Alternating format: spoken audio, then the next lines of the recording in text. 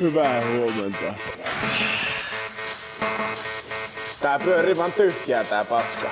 Nyt tätä ei saa alas. Tietääkö muuten kukaan, että mikä tuo vihreä vikavalo on, mikä vilikkasee tuolla taulussa? Ei oo mitään havaintoa. Tervetuloa te. Senkin pöhistä ja ole hiljaa, minä yritän kuvata videoustia. Mahtaa olla melkoinen mulli tuo puhallin, kun ei puhetta usko. Safeto first as alvaus. Rakas tunkkikauppias siellä. Voisitko lähettää minulle uuden tunkin? Terveisin Aatu. Sen. Ei ku mitään. Ai että, kyllä tuo on vaan maailman paras auto. Tämän kusisen lärväkkeen voi laittaa justiin sinne, mihin se kuuluu. Oi, hyvä minä. Kokeilin vaan, että liikkuuko se mihinkään siitä. Kyllähän se liikkuu.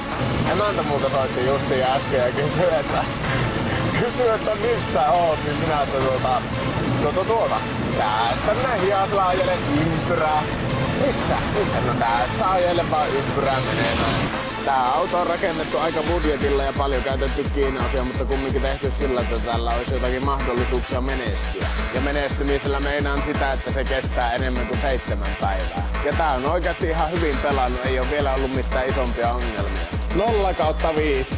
Ei maistu salami, vaan hallissa haisee aika kitkerälle. Pikkunen pitstoppi piti ottaa, että sattuu olemaan hotellihelpotuksen toimipiste justiinsa tässä.